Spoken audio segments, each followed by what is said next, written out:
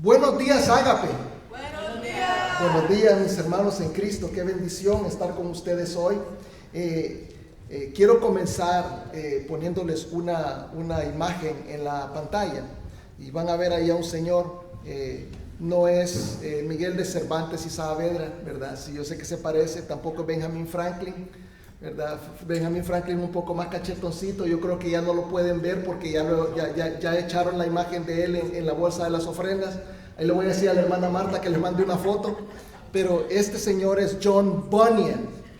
John Bunyan, fíjese, yo creo que ustedes no lo conocen. Él en 1675 era un famoso escritor y predicador puritano. O sea, él predicaba la palabra de Dios, era un pastor. Fíjese que a él lo arrestaron por predicar la palabra de Dios. Lo arrestaron por predicar sin licencia. Entonces yo estoy seguro que es seguramente una licencia que no otorgaban. O sea, lo que querían era callarlo. Lo que querían era que él no predicara la palabra de Dios. Y entonces, sin licencia, él se ponía a predicar la palabra de Dios y entonces lo metieron preso. En esa ocasión la sentencia le dijeron que eran 6 meses. Y él dijo que bueno, por 6 meses de cárcel, porque acababa de estar preso por 12 años por predicar la palabra de Dios. Fíjese qué interesante, que yo no juzgaría a ninguno de ustedes que habiendo predicado la palabra de Dios lo metan preso 12 años y diga, voy a tener mucho cuidado predicando la palabra de Dios porque me pueden meter preso de regreso. Pero este hombre no tuvo el cuidado y lo volvieron a meter preso. Y hay una frase célebre de él, la traje aquí escrita. Dice de que cuando lo metieron preso la primera vez, dijo, no he tenido tiempo de escribir. Voy a considerar este lugar, la cárcel, como una oficina desde la cual puedo alcanzar al mundo con el mensaje de Cristo. O sea, lo encerraron a trabajar en una oficina, según él. En ese tiempo, él escribió el libro El Progreso del Peregrino. Aquí les traje la copia en inglés, de Pilgrim's Progress. Lo tengo en inglés, el cual no he leído, y lo tengo en español, el cual sí he leído, pero no lo pude encontrar. Y no quise perder mucho tiempo buscándolo, pero el libro es muy bueno. Al principio me pareció un poco aburrido cuando lo comencé a leer. Yo les recomiendo mucho leerlo. Por cierto, se decía de este libro de que es el segundo libro cristiano más leído después de la Biblia.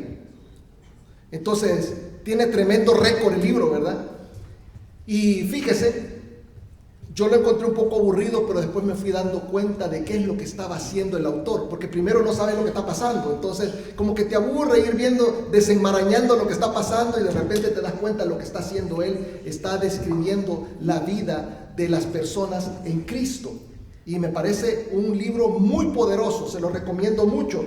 Pero este libro, hermanos, ha impactado la vida de millones de personas.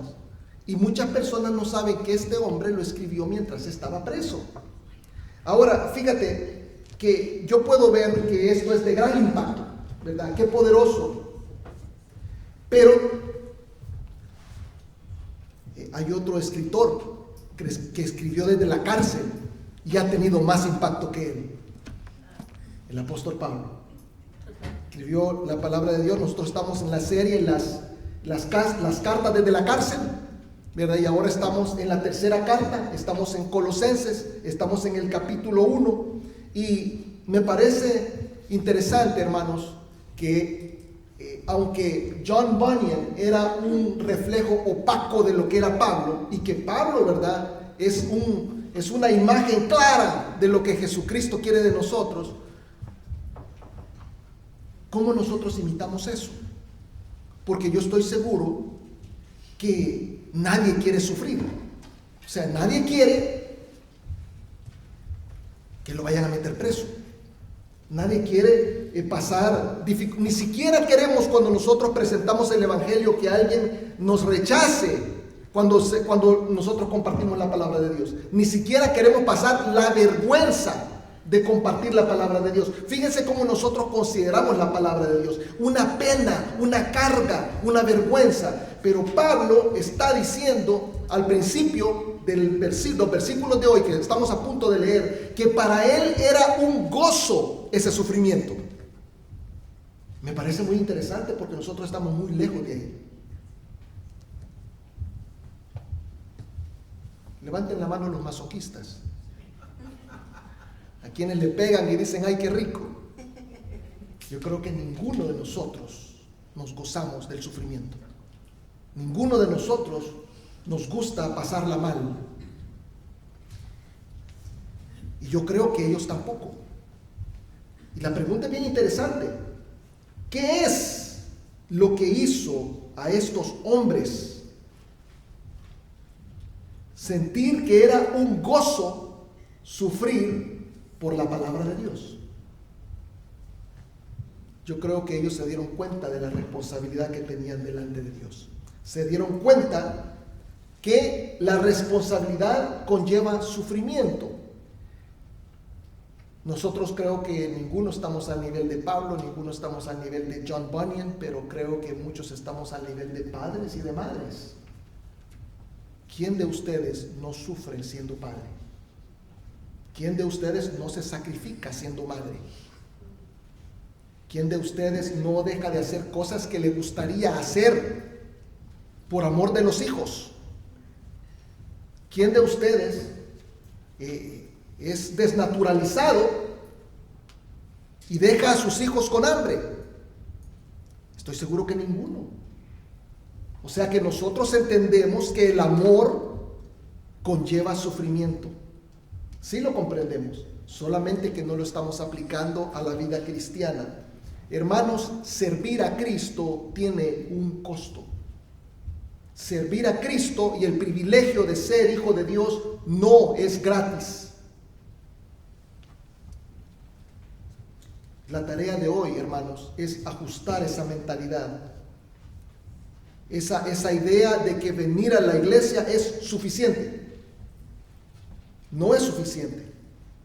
Todos los que hemos recibido a Jesucristo como Señor y Salvador estamos llamados a sufrir por su causa. Y este versículo de hoy, esta porción de la palabra de hoy, estos versículos, porque son varios, son en realidad 6, nos van a permitir entender un poco mejor cómo es que Pablo miraba las cosas y por qué es que nosotros tenemos que llegar a esa comprensión, a ese entendimiento y a esa acción. Pablo ha llegado a entender que lo que va a lograr a través del sufrimiento es de incalculable valor eterno. Lo que él logra a través de ese sufrimiento es de incalculable valor eterno. Y para nosotros no es menos. Les voy a pedir que nos pongamos de pie, vamos a orar y vamos juntos a leer el pasaje, Colosenses 1, 24 al 29.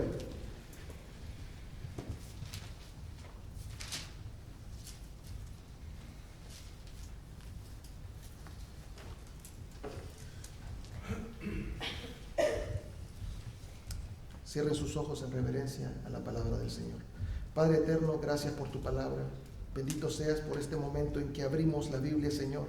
Nos encanta abrir tu palabra, nos encanta leerla con detenimiento, nos encanta hurgar, Señor, en cada una de esas palabras hermosas, Señor, que tú nos has escrito a través de tu Santo Espíritu, Señor, utilizando hombres, Padre, que te pareció utilizar. Y Señor, gracias por Pablo, gracias por su testimonio, gracias porque tuvo esta oportunidad de estar preso. Gracias, Señor, por las situaciones que se dieron en la iglesia. Padre, porque eran mucho menos que agradables. Muchas eran tristes, muchas eran duras, muchas eran tremendas. Y nosotros, Padre, estamos en medio de una iglesia exactamente igual. Y te pedimos, Señor, que nos des el corazón de Pablo. Y nosotros, Padre, estamos por recibirlo a través de tu santa palabra. Permítenos, Señor, que podamos verla, Señor, de una manera que nos permita cambiar nuestra mentalidad y que podamos ser, Señor, un poco más como tu Hijo Jesucristo. Te lo pedimos en su nombre. Amén.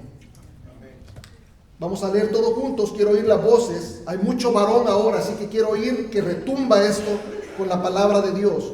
Colosenses 1, 24 al 29. Ahora, me gozo en lo que padezco por vosotros y cumplo en mi carne lo que falta de las aflicciones de Cristo por su cuerpo, que es la iglesia, de la cual fui hecho ministro según la administración de Dios que me fue dada para con vosotros, para que anuncie cumplidamente la palabra de Dios, el misterio que había estado oculto desde los siglos y edades, para que ahora han sido manifestados a sus santos, a quienes Dios quiso dar a conocer las riquezas de la gloria de este misterio entre los gentiles, que es Cristo en vosotros, esperanza de gloria, a quien anunciando a todo hombre y enseñando a todo hombre en toda sabiduría, a fin de presentar perfecto en Cristo Jesús a todo hombre, para lo cual también trabajo luchando según la potencia de Él, la cual actúa poderosamente en mí. Qué poderosa palabra, tomen asiento. Qué bendición poder solamente leerlo, y una bendición más grande ahora que vamos a poder comprenderlo. Comienza el pasaje en el versículo 24 diciendo: ahora me gozo en lo que padezco por vosotros. Fíjate que ahí va a estar este versículo para que estés analizando lo que te voy a decir. Ahora me gozo en lo que padezco por vosotros y cumplo en mi carne lo que falta de las aflicciones de Cristo por su cuerpo, la iglesia. Pablo está gozoso. Y como nosotros lo estamos viendo en papel, nos parece fácil que esté gozoso. Pero les recuerdo que Pablo está encarcelado. Les recuerdo que Pablo está en un lugar hediondo y frío, porque las cárceles del tiempo de Cristo no tenían calefacción. Las cárceles del tiempo de Cristo no tenían letrinas. Y ustedes saben bien que cuando la naturaleza llama, si no le abren la puerta, usted tiene que hacer lo que tiene que hacer, donde quiera que usted esté. ¿A quién le amas? No quiero que me compartan, pero, hermanos, la verdad es que él estaba en una situación muy incómoda, aguantando frío, y quiero que sepan que en el tiempo de Cristo las cárceles no eran solamente frías, sino que eran húmedas. Era fácil desarrollar enfermedades porque usted estaba respirando esa humedad.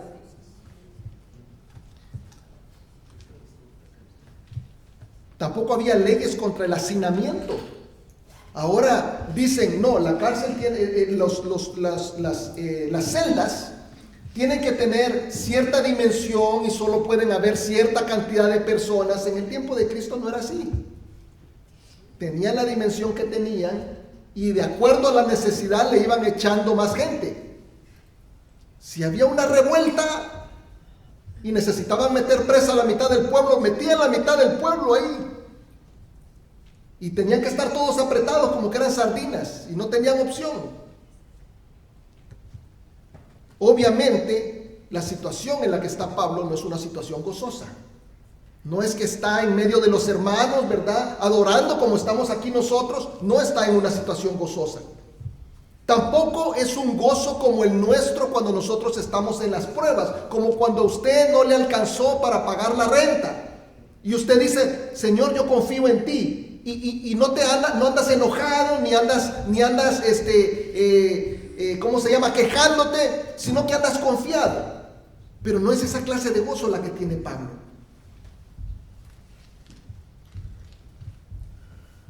Pablo realmente estaba lleno del Espíritu Santo, pero yo veo que tampoco es un gozo que viene de la llenura del Espíritu Santo. Fíjese que yo estoy viendo de que Pablo no está en el primer amor, ya no. Pablo no se acaba de reconsagrar al Señor. No es esa clase de gozo el que tiene él en este momento. Es un gozo diferente, es un gozo mental. Él ha comprendido algo. Fíjese que dice que es un gozo por padecer en su cuerpo lo que falta de las aflicciones de Cristo. Y ahora yo le pregunto, ahí dice lo que falta de las aflicciones de Cristo. ¿Será que las aflicciones de Cristo están incompletas? ¿Será que le faltó a él sufrir más en la cruz? ¿Verdad que no es eso? Yo no sé si usted lo sabe, pero eso de pensar que el sufrimiento de Cristo, que el sufrimiento de Cristo está incompleto y que nosotros podemos completarlo de alguna manera, es mala teología. Es una falsa enseñanza. Y esa mala manera de pensar es lo que ha llevado a muchas personas a autoflagelarse, que es como se le llama formalmente. Nosotros lo conocemos como darnos duro con algo en la espalda. Hay gente que se golpea la espalda pensando de que de esa manera ellos están haciendo alguna clase de penitencia. Hemos visto gente arrastrarse hasta que se les pelan las rodillas, hasta que se desangran, pensando de que ellos necesitan también padecer para completar el padecimiento de Cristo. Pero la obra de Cristo está completa. El solo hecho de pensar eso está mal. Cuando Cristo estaba en la cruz del Calvario, Cristo dijo, tetelestai. Ustedes saben que eso quiere decir, consumado está. Quiere decir, la obra está completa, está terminado todo. ¿Quiénes de ustedes aquí saben un poquito de construcción? Levanten la mano. ¿Hay alguno que sepa de construcción un poco? Ok. Cuando alguien trabaja en construcción y hace su parte del trabajo, usted lo reporta como terminado, y siempre el constructor, el que le ha dado el trabajo a usted, el builder le dicen aquí, le manda a una persona a que revise lo que usted ha hecho. A eso se le llama el ponchador. ¿Creen ustedes que Pablo es el ponchador de la obra de Cristo? Es ridículo pensarlo. Es ridículo pensarlo. El trabajo de Cristo está completo y no necesita revisión ni necesita complemento. Pero hay una realidad que no podemos huir. Y la realidad que nosotros no podemos huir es que no estamos en la eternidad y no estamos en la presencia de Cristo en su gloria. No estamos en cuerpos gloriosos. Estamos en un limbo en este momento, en un tiempo entre la salvación de Cristo y su regreso. Y hermanos, yo creo que ninguno de nosotros tenemos la duda de que nosotros hacemos entristecer a Cristo. Nosotros contristamos el Espíritu Santo. De hecho, Efesios 4:30, Pablo mismo nos da la instrucción de que no lo hagamos. No contristéis al Espíritu Santo. Lo que está diciendo Pablo ahí, hermanos, no deberíamos nosotros de sorprendernos, es que sí existe la posibilidad de que nosotros hagamos entristecer al Espíritu Santo. Y de hecho lo hacemos constantemente con nuestras acciones, con nuestras palabras, con nuestras vidas. Estoy seguro que ninguno de nosotros está a la altura que debe de estar de lo que Cristo merece por lo que ha hecho por nosotros. Ninguno de nosotros. Entonces, fíjese, estamos entristeciendo a Cristo constantemente. Hasta que lleguemos a su presencia, vamos a seguir entristeciendo a Dios. Dios sigue sufriendo por el cuerpo que es su iglesia. Dios sufre. Cuando ve que los que ha salvado y que tienen todo el poder que tienen, no hacen lo suficiente para vivir la vida a la que son llamados. Solo hay dos clases de creyentes, hermanos. El que sufre con Cristo por la inmadurez de los inmaduros y el que causa el sufrimiento a Cristo por su inmadurez. Bien interesante. Es bien interesante porque Pablo es del grupo primero. Pablo está sufriendo con Cristo por la inmadurez de los inmaduros. Por eso él dice: cumplo en mi carne lo que falta de las aflicciones de Cristo por su cuerpo, que es la iglesia. La iglesia se sigue portando mal. La iglesia la sigue regando. La iglesia es imperfecta. La iglesia está compuesta de seres humanos. Pablo entiende de que va a sufrir con Cristo, pero quiere aliviar ese sufrimiento. Entonces, el sufrimiento de Cristo lleva a Pablo a sacrificarse para lograr dos cosas que van a aliviar el sufrimiento de Cristo: la conversión de los incrédulos y la madurez de los inconversos. Y dése cuenta que eso es lo que él está diciendo, hermanos. Dése cuenta que eso es lo que él está diciendo ahí. Fíjese que dice que ha sido hecho ministro en el versículo 25. ¿Para qué? Para que anuncie cumplidamente la palabra de Dios. El anuncio de la palabra de Dios, las buenas nuevas de Jesucristo, el evangelio, es para aquellos que no han recibido a Jesucristo como Señor y Salvador. Me parece bien interesante que esa es la primera de las cosas que él está haciendo. Y la madurez de los inconversos lo encontramos más adelante. A mí me gustan los conceptos y les voy a dar uno. ¿Qué es la madurez espiritual? Muchas veces no nos ponemos a pensar en estas cosas. ¿Qué es la madurez espiritual? La madurez espiritual, hermanos, es no entender que es necesario vivir para Cristo o entenderlo sin permitir que Cristo gobierne tu vida. O sea, yo entiendo que hay gente ignorante. O sea, hermanos que han creído en Jesucristo de todo su corazón, pero que no tienen el conocimiento de la manera en la que tienen que vivir para Cristo. Entonces entristecen a Cristo con su vida porque no saben. Está bueno, no saben. Pero hay unos que saben y que se resisten a la obra del Espíritu Santo. Que dicen: sí, Cristo quiere que yo viva para Él, pero no. Sí, Cristo quiere que yo haga esto, pero no lo voy a hacer. Cristo quiere que yo me resista de esto, pero yo me voy a dejar ir. La inmadurez espiritual se manifiesta de muchísimas maneras. Claramente en la falta del avance de tu vida espiritual.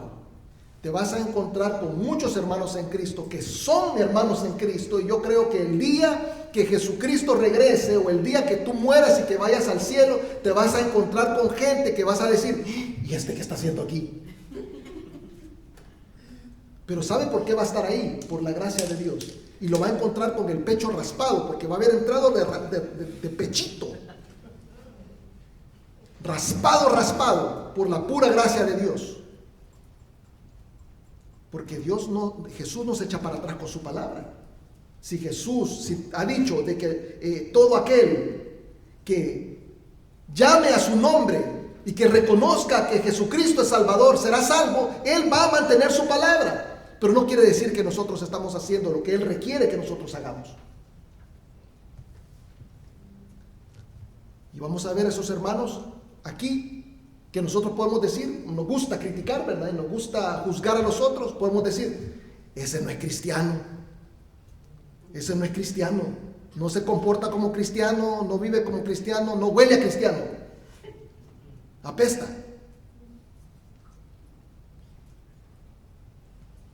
Eso es una vida espiritual estancada. La vida espiritual, hermanos, es algo que debe de estar constantemente en progreso. Yo no he llegado, ni ninguno de ustedes. Cualquiera de ustedes puede decir, el pastor, como es el pastor de la iglesia, tiene que estar bien acá, hermanos. Todos estamos trabajando para ser más como Jesucristo y no vamos a llegar nunca. Pero ese es un trabajo que tenemos que estar haciendo constantemente. Pero, como nos estancamos, siguen las maneras como se manifiesta las formas de la inmadurez espiritual. Otra forma es debilidad ante el pecado. El que no se puede resistir al pecado, sino que se deja ir y cae, es alguien que es un inmaduro espiritual. La persona que tiene desinterés por la evangelización, que dice, no, ese es trabajo de Juan, ¿verdad? Ese es trabajo del pastor, él tiene que ir a hablarle a la gente. Ese que tiene desinterés por la evangelización, es falta de madurez espiritual. El que tiene desinterés por la oración, no, yo el viernes no voy porque hay solo orar, ¿va? Solo orar, ¿va? Es una pérdida de tiempo. Esa es falta de madurez espiritual. Ese desinterés por el trabajo de la iglesia, ¿verdad? Bueno, hoy hay que hacer algo, que vayan los otros, que lo hagan los otros. Es falta de madurez espiritual. Desconexión financiera de la iglesia. Sí, la iglesia paga renta, pero pues yo sé que los otros hermanos dan. Esa desconexión financiera de la iglesia es falta de madurez espiritual. Desgano por conocer más a Cristo, esa falta de deseo de leer la Biblia, esa falta de deseo de profundizar en ella, esa falta de deseo de cambio, es una manifestación de la inmadurez espiritual. Y también tenemos el caso de los colosenses. Hay muchísimas más, pero como en el caso de los colosenses, era la debilidad doctrinal. La debilidad doctrinal, falta de conocimiento, falta de solidez en la doctrina, nos lleva a ser víctimas de los falsos maestros. Viene cualquier gente en YouTube a decir una mentira y ya nos pone a dudar de la verdad. Y muchas veces no son gente que tiene ninguna preparación, pero nos ponemos a tratar de analizar lo que está diciendo y para nosotros tiene sentido. Y ese es el corazón de los mentirosos. Decir una cosa que parezca verdad, que parezca tener sentido. Pero Pablo está haciendo la dolorosa labor de tratar no solamente de convertir a los incrédulos, pero también de madurar a los inmaduros. ¿Por qué? Número uno, lo está haciendo porque es un ministro. Fíjate bien lo que les acabo de leer en el versículo 25. Dice que él es, ¿verdad?, alguien que padece las aflicciones de Cristo por su cuerpo, que es la iglesia, porque él es ministro de ella, de la cual fui hecho ministro. Y no se puso él, sino que dice que es según la administración de Dios que me fue dada para con vosotros. Es un ministro. Es un ministro. Pablo entiende que el Señor le ha puesto en un lugar privilegiado para poder hacer esto que es necesario. Lo ha puesto como mayordomo. Ustedes saben que es un mayordomo. Un mayordomo es el que está sobre los otros siervos. Es un siervo, pero un siervo responsable. Nosotros estamos llamados a ser mayordomos, no solamente siervos. O sea, somos siervos, pero quiere siervos responsables. Eso es lo que quiere el Señor. No quiere solamente adeptos, no quiere solamente convertidos, quiere siervos responsables. Pablo es un siervo responsable. Él es un ministro. ¿Qué es lo que administra? Un mayordomo es alguien que está administrando los bienes de alguien. No son de él, no son propios. Lo que está administrando es la preciosa palabra de Dios. Y ustedes se dan cuenta que es lo que ahí dice, para que anuncie cumplidamente la palabra de Dios. Ese es el bien. Eso es el tesoro que nosotros estamos administrando, la palabra de Dios. para anunciar cumplidamente la palabra de Dios, dice él. O sea, Dios le envía a proclamar el evangelio para la conversión de los incrédulos, que es lo que dijimos anteriormente. También está gozoso de hacer esa dolorosa labor, no solamente porque es un ministro, pero también porque lo controla el Espíritu. Fíjate cómo dice el versículo 27, que a sus santos, el versículo 26 dice que a sus santos, o sea, a nosotros, sus santos, santo quiere decir apartado, no quiere decir que nos salen alas, ¿verdad? Y que andamos volando por ahí. No, quiere decir, ¿verdad?, que somos apartados para Él. Dice que a sus santos nos ha revelado, dice, el misterio. Este misterio revelado aquí, hermanos, es uno de los 7 misterios revelados en el Nuevo Testamento. Y dice claramente cuál es el misterio.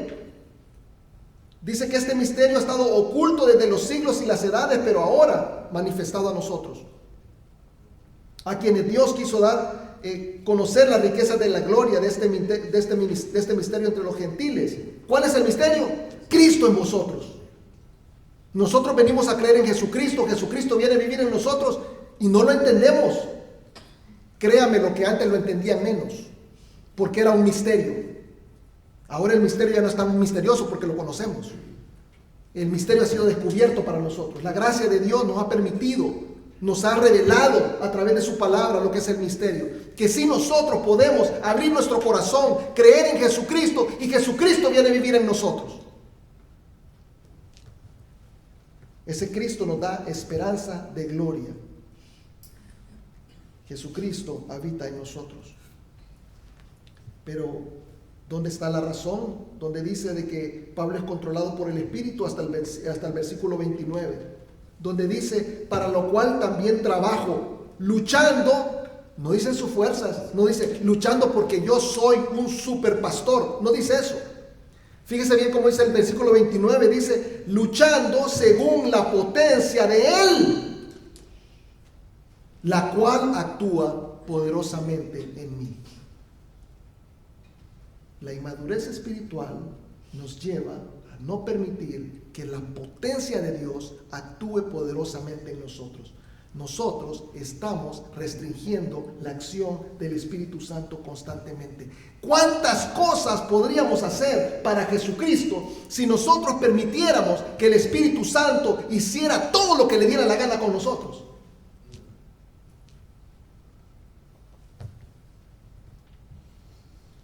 Creo que no estamos comprendiendo que es un privilegio ser un mayordomo de Dios. El reino de Dios avanzaría a pasos agigantados y Jesucristo regresaría más pronto. Porque más hermanos entrarían al reino de los cielos y más hermanos alcanzarían la madurez espiritual. Quiero que notes algo muy interesante.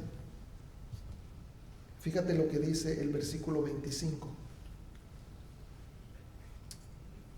Que la conversión de los incrédulos viene por el anuncio de la palabra de Dios.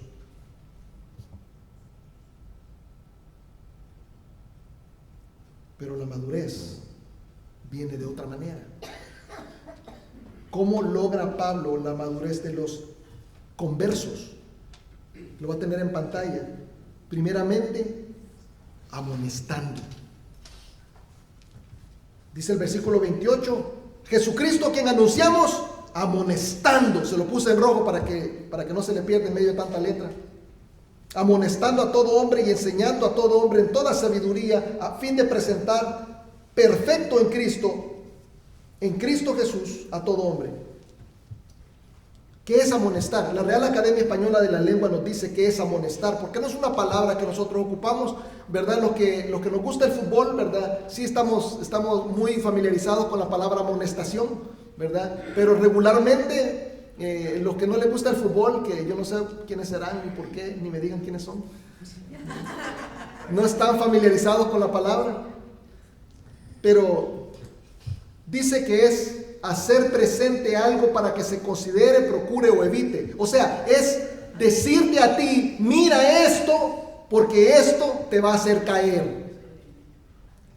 Amonestar es como cuando tú vas caminando y va caminando alguien y tú lo miras que va caminando y miras que va en el teléfono y tú miras que hay un hoyo y tú le dices, mira, el hoyo está delante, te vas a ir en el hoyo. Eso es amonestar. Hay sinónimos de amonestación. Es advertir, prevenir, reprender, regañar, reñir, recriminar, reprobar, reprochar, apercibir, increpar, reconvenir, sermonear. Todas esas cosas, hermanos, son incómodas cuando usted se las hace a un hermano en Cristo. ¿Usted piensa que eso es gozoso, venir donde un hermano y decirle, tú estás haciendo mal con esto? Es doloroso. Pero Pablo dice de que eso se hace en gozo, para lograr la madurez espiritual de los hermanos. Los hermanos mayordomos están llamados a enfrentar a los inmaduros, a decir las cosas en amor. No se trata de hacer sentir mal a un hermano, no se trata de hacerle daño, no se trata de ser abusivo ni presentarte superior. Se trata del bienestar del otro, al cual le tienes que traer la necesidad de cambiar una actitud, un comportamiento, una manera de pensar. Pablo está preparando la tierra porque va a echar la semilla, porque la amonestación viene. Fíjate lo que está haciendo Pablo. Pablo, me sorprende la carta de Pablo, porque esta carta lo que hace es, se lo voy a adelantar, va a tratar las herejías que están sucediendo en Colosas. Hay gente engañándolos, pero Pablo va a hacerlo, pero les está diciendo, lo voy a hacer porque eso es lo que me toca hacer a mí como ministro de Dios, como mayordomo. Eso me toca. Y aquí viene. Y lo van a ver venir. Pero lo van a ver venir hasta el otro año, porque de aquí para allá vamos a hablar de nuestro Señor Jesucristo y de su nacimiento, ¿verdad? Pero hermanos, qué duro es tener que hacer lo que el Señor pide de nosotros. Reconvenir, reprobar. Y hermanos, esto es lo que se hace desde el púlpito. Constantemente estamos repitiendo y repitiendo y repitiendo y repitiendo. ¿Y adivinen qué más? Exactamente. Repitiendo. Porque tiene que calar en las mentes de las personas la necesidad de hacer las cosas como a Cristo le parece. Desde el púlpito y frente a frente se tienen que hacer todas esas cosas. Pero no solamente amonesta Pablo, no solamente se trata de regañar, no solamente se trata de enfrentar, lo hace de segunda manera, lo hace amonestando, pero también dice la palabra que lo hace enseñando a todo hombre toda sabiduría a fin de presentarlo perfecto. ¿Qué es enseñar? Ya esa palabra es más común para nosotros, pero es instruir, doctrinar. Fíjate qué interesante el concepto del diccionario, doctrinar. Y eso es lo que nosotros queremos hacer con las personas, doctrinarlas, que tengan una doctrina sana que venga directamente de la palabra de Dios. No queremos cualquier doctrina, queremos doctrinarlos en la sana palabra de Dios. Dice amaestrar con reglas o preceptos. Hay reglas, hay preceptos, hay mandamientos. Fíjate bien, amonestar, hermanos, es para confrontar el error. Enseñar es para que la persona conozca la manera como a Dios le gustan las cosas. Amonestar tiene una labor, enseñar tiene otra. Nosotros amonestamos y nosotros enseñamos. Las dos cosas son necesarias para el crecimiento espiritual de las personas. ¿Para qué queremos lograr la madurez de los inconversos? También nos lo dice el pasaje, para beneficio de las personas, para que estas personas sean presentados, porque somos la novia de Cristo. Pero ya les he dicho a ustedes que de repente somos una novia peluda y hedionda.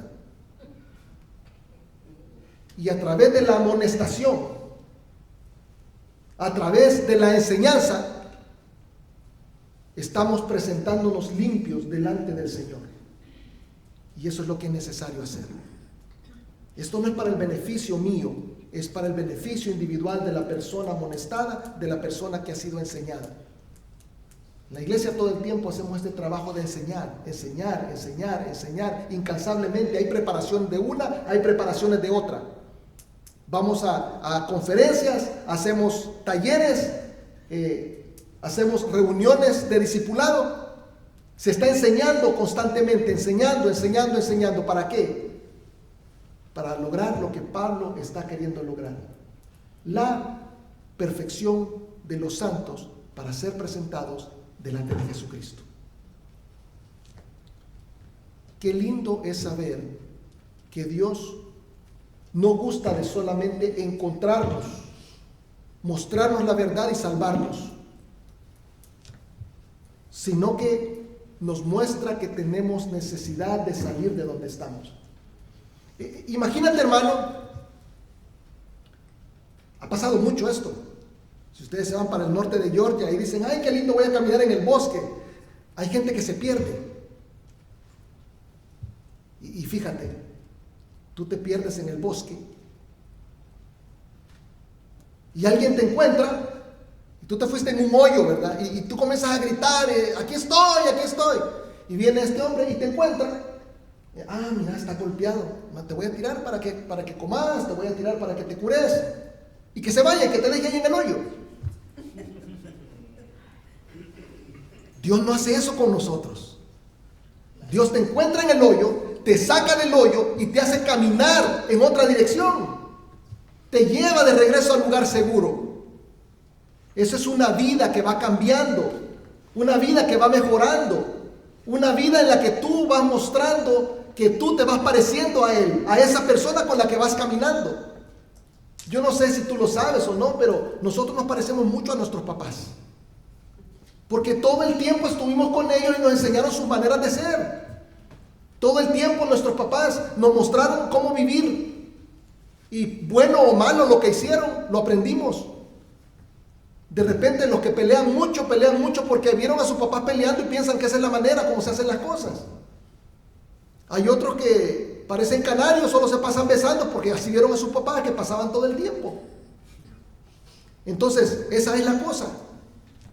Cuando tú caminas con Cristo, tú también estás aprendiendo lo que Cristo hace. Te vas pareciendo a tu Padre. Entonces, Dios no gusta de encontrarnos, de presentarnos la verdad y salvarnos solamente, sino que gusta de transformarnos. Esta transformación es acercarnos más al modelo de hombre perfecto que es nuestro Señor Jesucristo. Pero Pablo no lo hace en sus fuerzas y el versículo 29 lo hace claro. Es necesario entender de que no solo se la dio a Pablo, esas fuerzas, esa potencia, la tenemos nosotros. Y cuando dice esperanza, hermanos, está hablando de una esperanza segura. Porque muchas veces nosotros vemos la palabra esperanza y estamos pensando, es una esperanza que pasa o que tal vez no pasa, ¿verdad? Y vemos en el versículo 27, dice, Cristo en vosotros, la esperanza de gloria. Cuando nosotros tenemos una esperanza, es algo, volviendo al ejemplo del bosque, tú comienzas a gritar, te fuiste en el hoyo, te perdiste, te fuiste en el hoyo y comienzas a gritar. Tu esperanza es que alguien te encuentre. O sea, esa es tu esperanza, pero esa es una esperanza que podría pasar o que podría no pasar. Pero la esperanza en Cristo es una esperanza segura.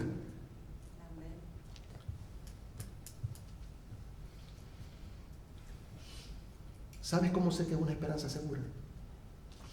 Porque hace solamente 2 semanas hablamos de la deidad de Cristo en este mismo capítulo, en el capítulo 1 de Colosenses. y nos está diciendo la identidad de Jesucristo. ¿Quién es Cristo?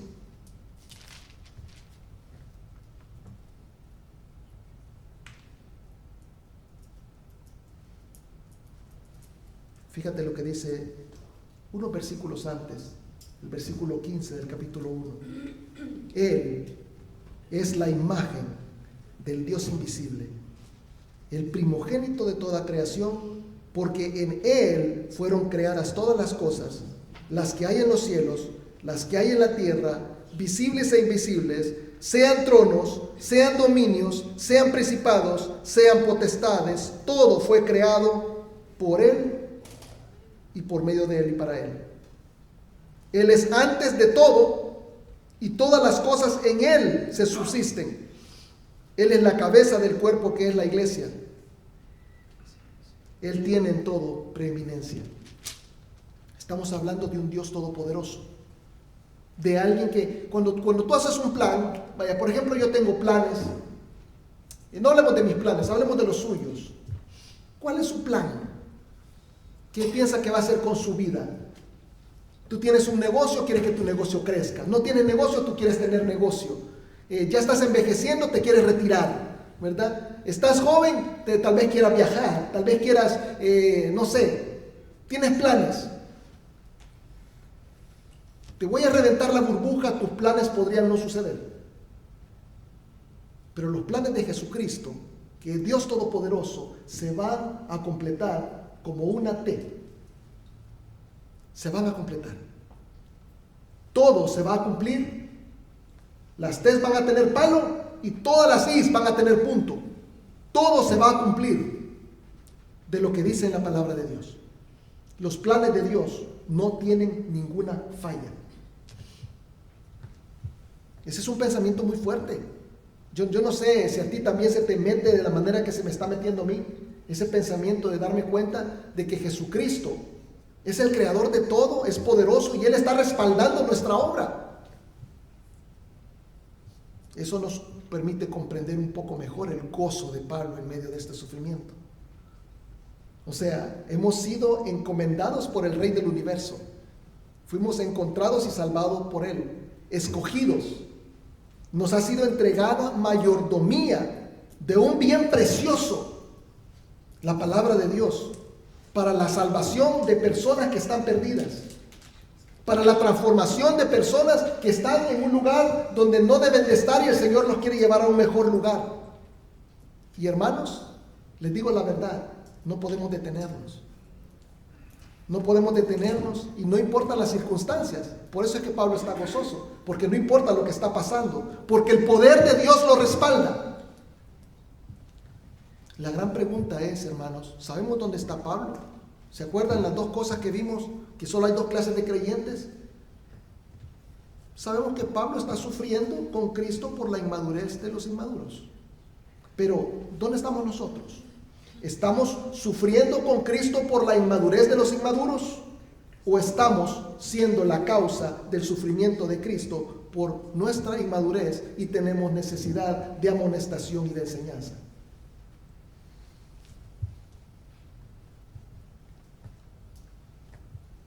Ahora me gozo en lo que padezco por vosotros y cumplo en mi carne lo que falta de las aflicciones de Cristo por su cuerpo que es la iglesia. Porque soy ministro de ella, dice Pablo, porque Dios me dio ese poder para que yo les ayude a ustedes, para anunciar la palabra de Dios a los que no creen. Ese misterio de que Cristo puede venir a vivir en ustedes. Y también, ¿verdad?, para que todo hombre que haya creído en Cristo, yo le pueda reprender si está haciendo las cosas mal y le pueda enseñar lo que a Dios le gusta, a fin de que esa persona sea presentada perfecta en Cristo Jesús. Para lo cual yo trabajo luchando porque Él me da el poder. Eso es lo que el Señor nos está diciendo el día de hoy. Y cada uno de nosotros tenemos ese poder. La labor es encontrarnos, en qué lugar nos encontramos de ese mapa y hacer algo. Porque la transformación, ya sea tuya o la de otro hermano, no puede detenerse. Vamos a orar. Padre Todopoderoso, te doy gracias, Señor, por tu palabra, porque es hermosa, porque es bella, Señor, porque penetra, Señor, hasta el corazón, porque parte los huesos, Señor, los tuétanos, porque nos penetra en la mente y en el corazón de una manera, Señor, tan sorprendente que nosotros podemos reaccionar y decir: Señor, realmente necesito cambiar cosas en mi vida. Realmente necesito ajustar más. Señor, me doy cuenta que no soy perfecto. Qué lindo que me permite, Señor, darme cuenta de que no he llegado todavía, que definitivamente necesito hacer más para ti. Y que no solamente necesito cambiar yo, sino que necesito ayudar a cambiar a mis hermanos. Hierro con hierro se aguza, dice tu palabra, y qué agradecido estoy, Señor, porque esos versículos vienen a mi mente. Porque nosotros, solo entre nosotros, hermanos, podemos entender la palabra porque tenemos tu Santo Espíritu, y solo entre nosotros, hermanos, podemos amonestarnos de manera correcta, y solo entre nosotros, hermanos, podemos enseñarnos la verdad. Gracias, Señor, por la sana doctrina. Gracias por nuestro hermano Pablo, Señor, que nos ha dejado lineamientos tan claros, Señor, por la potencia de tu Espíritu, la cual operaba en él, Señor, por tu gran bondad, por tu misericordia y por tu amor. Gracias, Padre, por cada uno de los hermanos que están acá. Padre, te pido encarecidamente por sus vidas, para que ellos vayan alcanzando la madurez espiritual necesaria, Señor, para ser agradable a ti. Padre, prefiero tener una iglesia muy pequeña, pero de personas, Señor, que puedan verte a los ojos sin vergüenza cuando se encuentren contigo. Prefiero no tener una iglesia grande, Señor, donde todos los que lleguen a mirar el piso cuando estén delante de ti. Señor, ayúdame a que cada uno de los que están acá, Señor, alcancen la madurez espiritual necesaria para poder, Señor, ser presentados perfectos delante de ti. Te pido, Señor, por cada uno de mis hermanos. Te pido por los que están aquí y por los que no pudieron venir. Te pido por la salud de los enfermos. Muchos hermanos, Señor, están cayendo en enfermedad por el tiempo. Te pido que estés con ellos, que los restablezcas, que los recuperes. Y, Señor, si hay alguno con necesidad entre nosotros, necesidad económica, te pido que le suplas, Padre. En el nombre de tu Hijo Jesucristo, tú que eres rico, Señor, que no le falte nada a mis hermanos, que no pasen necesidad. Padre, aquel que está sufriendo, que conforte su corazón. Señor, aquel que está haciendo daño, que tú mismo, Señor, le reprendas. Y que nosotros seamos instrumentos, Señor, para amonestar, Señor, toda maldad. Padre, de manera de que podamos seguir viviendo en paz, Señor, delante de ti. Y que nos permita, Señor, seguir viniendo con manos limpias a tu templo, a adorarte, Señor, y a compartir tu palabra. Qué bendición, Señor, tener la oportunidad de hablarle a personas nuevas de ti. Te pido una bendición especial para los que vayamos mañana a evangelizar. Que estés con nosotros, Señor. Y, Padre, de que nos des palabra, que hables a través de nosotros y que toques los corazones de las personas, Señor, que nosotros encontremos. Padre, que podamos seguir hallando a aquellos que van a venir a ser llamados hijos de Dios. Gracias, Padre, por todo lo que haces a través de nosotros y en nosotros. En Cristo Jesús estoy profundamente agradecido. Amén. Bendito sea nuestro Señor. Un aplauso a Jesucristo. Él es grande, Él es bueno.